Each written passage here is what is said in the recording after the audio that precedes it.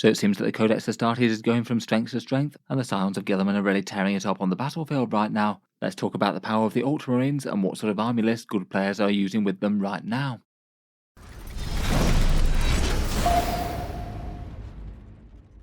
Hello and welcome back to Auspex Tactics, where today we're talking Ultramarines, and in this video I thought we'd talk about the power of the Sons of Guilliman, a focus on their special characters, and 5 strong army lists from some top players, all of which have done rather well over the past couple of weeks. It does seem that the Ultramarines are doing rather great on the tabletops of the 41st millennium right now. They had really quite a lot of updates in the last balance pass, they were doing kind of well beforehand. The performance of core Codex Space Marines has massively risen up on a stats sort of basis since then though. I think they were around about 45% wins prior to the update and have risen up to something like 50-51ish after.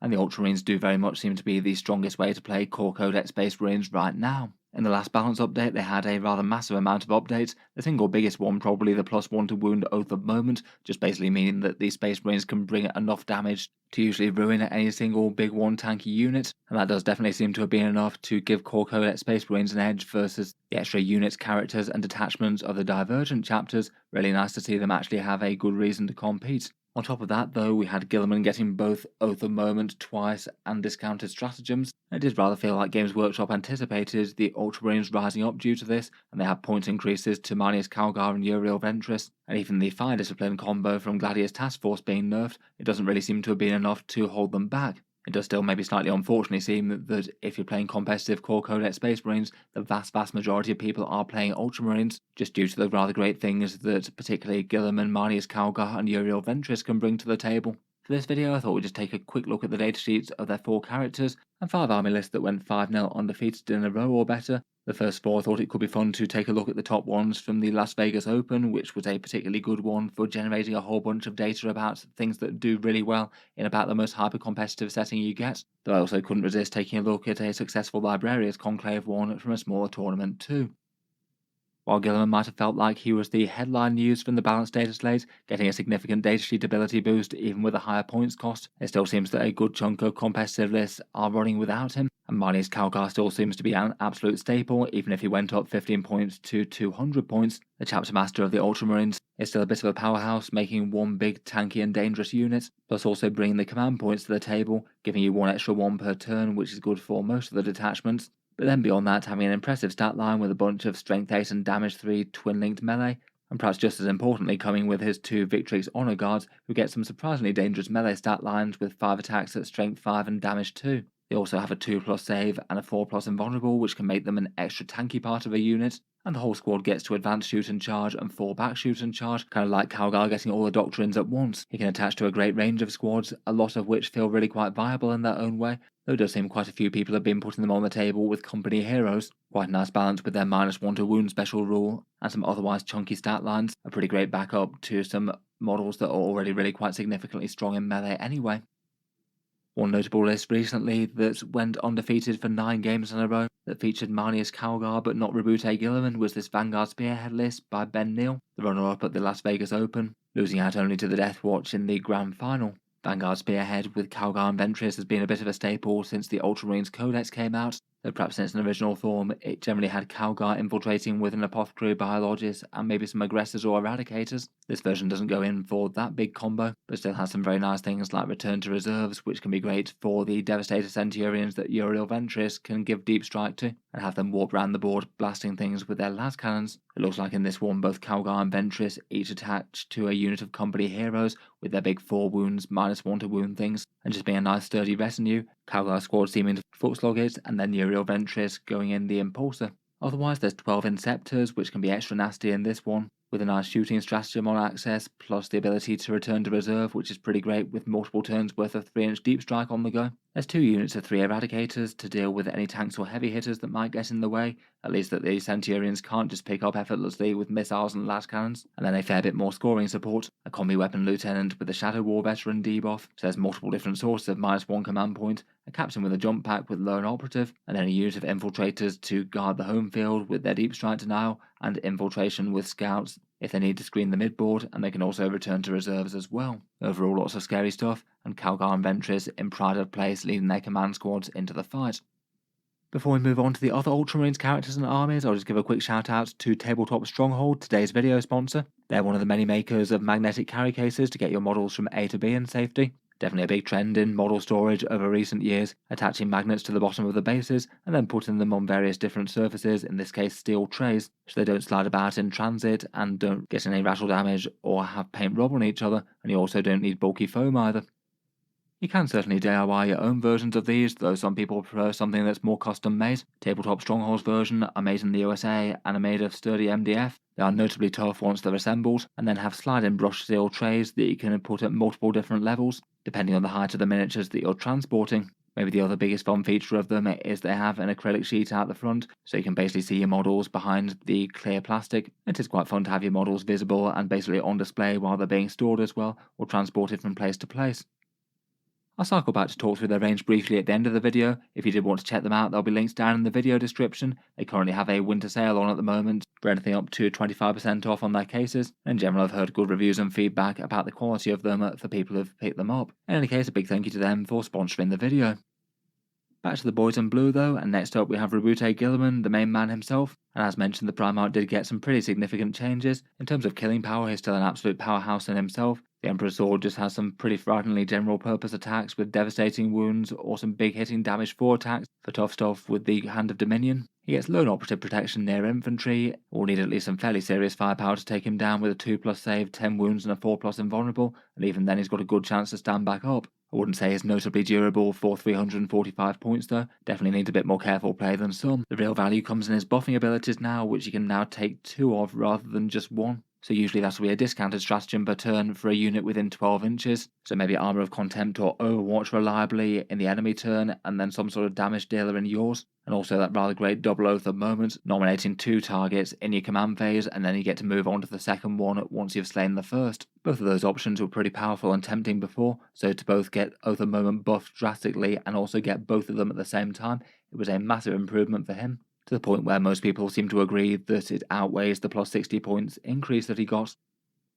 Next up for an army list featuring him, this was Josh Roberts' list that placed 6th at the Las Vegas Open. He took this one to 7-1, so 7 games undefeated, which is better than the vast majority of grand tournaments out there. No mean feat with the level of competition present at the LVO as well. And this one's the Gladius Task Force, though no longer playing with fire discipline, seeing as Games Workshop nerfed it into the ground a bit. They're still pretty great for getting damage where it needs to be though, with multiple options for advancing and damaging, or falling back and shooting on charging. The Lance stratagem for melee is quite nice. The extra AP and maybe ignores cover is rather good, and reactive moves are usually really quite nice to have in the bank. This one's pretty interesting as an unusually armor-heavy Gladius, a pretty fearsome gun line of vehicles with no less than 3 Vindicators, 2 Ballistas Dreadnoughts and a Gladiator Reaper all in the mix. The Vindicators are just all very scary and pretty dangerous against tanks and vehicles, and certainly not bad against elite infantry with blast as well. The Ballistas Dreadnoughts don't need Oath to buff them quite so much, and again can handle tough stuff while being really quite durable themselves, and the Reaper certainly will thin out some hordes. I feel like they'll be quite good recipients of Guilliman stratagems like Armour of Contempt or Smoke maybe.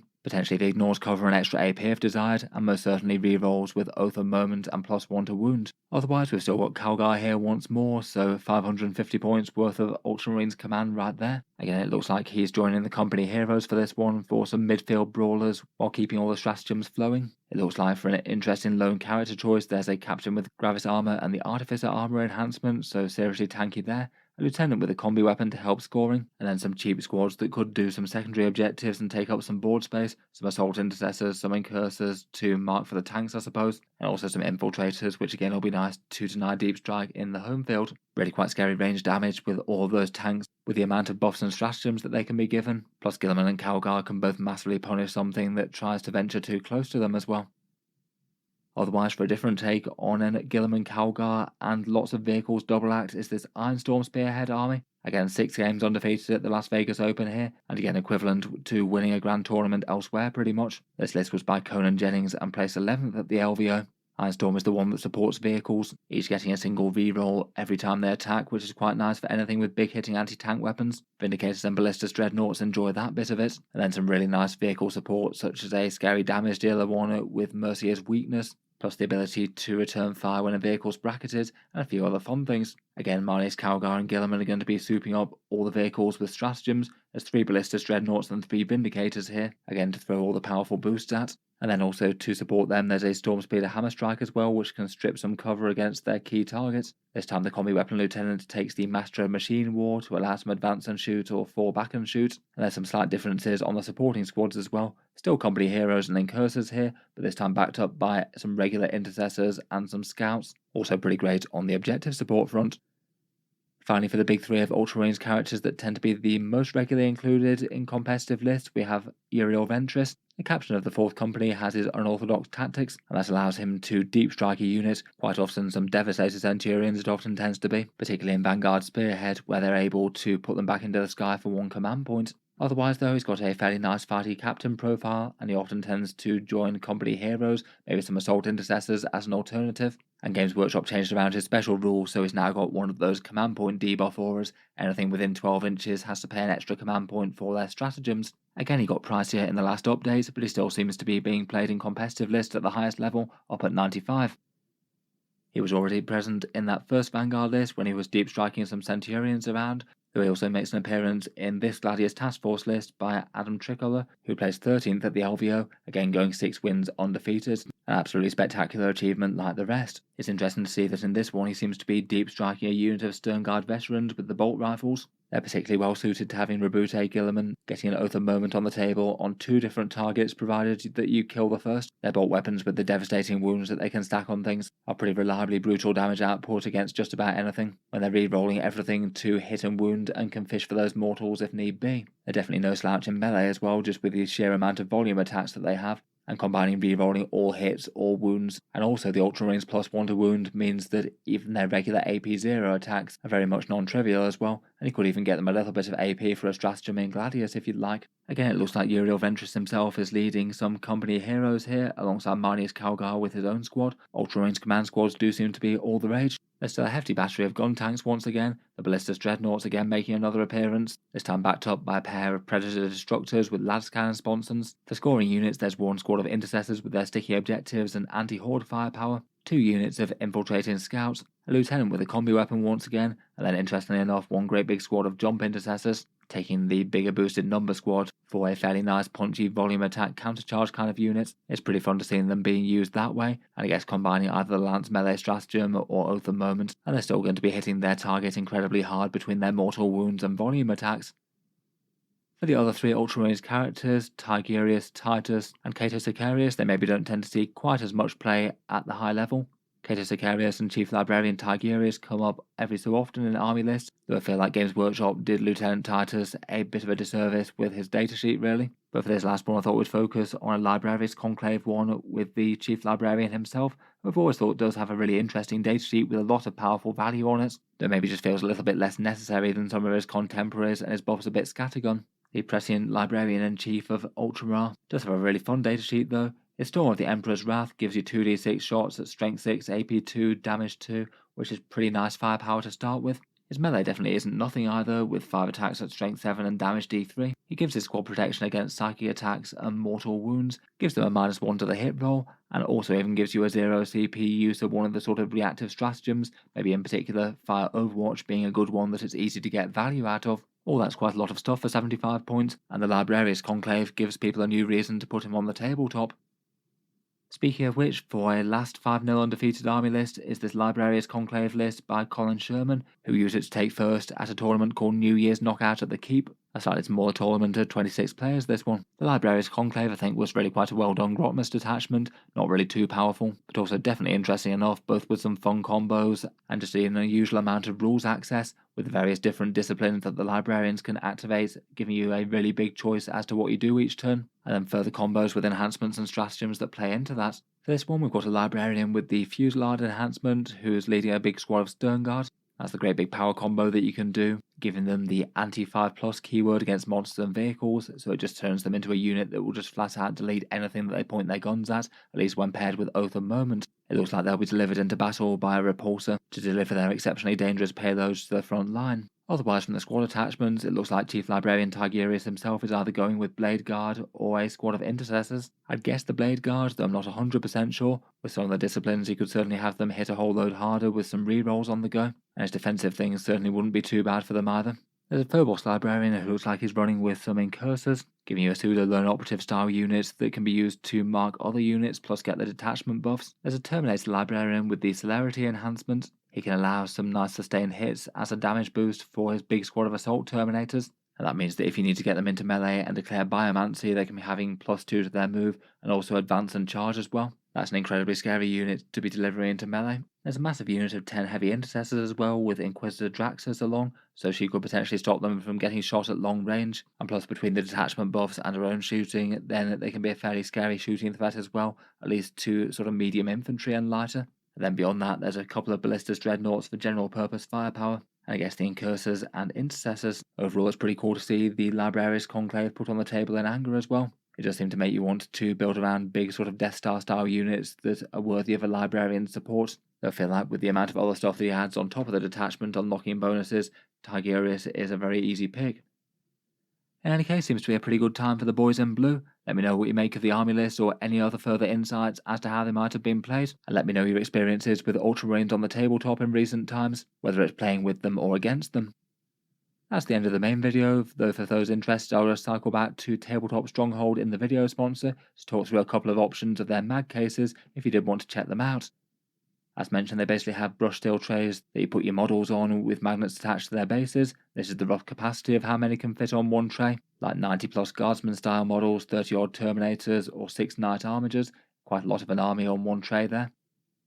And then for those tray sizes, they've got a bunch of different cases. The smallest one is the mini one at £70 or $75 all inclusive of shipping, though VAT or sales tax might apply on top of that. This one's the more sort of small game sort of case, though it can still fit some fairly big things in. There's both a Spartan and a Sakaran tank on the bottom of it, plus a bunch of Terminators on the top. Maybe the more standard army case is the regular mag case. This one's quite a tall one, as you can see by the Chaos Knight on the bottom shelf. I'll leave the dimensions of them on the screen. This one's £114 or $120 including the shipping, and all of these come with a supply of magnets if you need them for the bases. Finally, the really big one is this XL one, basically 2 of the previous ones attached together. This one has give you storage for really quite a massive army really. This one's priced at a little bit more than 2 of the previous due to having more trays. There is an option for less of them though if that's more helpful.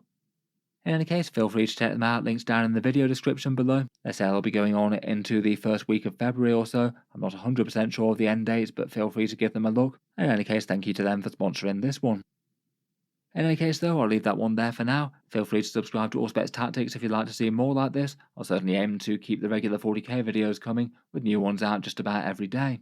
Finally, if you have been enjoying all the videos on the channel, I would just like to mention that Auspex Tactics does have a Patreon page as well. Feel free to check that out if you'd like to support in the links down below. There's also a bunch of 40k discount retailers as well if you do happen to be picking up any Warhammer in the near future. In any case though, a huge thank you for listening, and I'll hope to see you guys next time.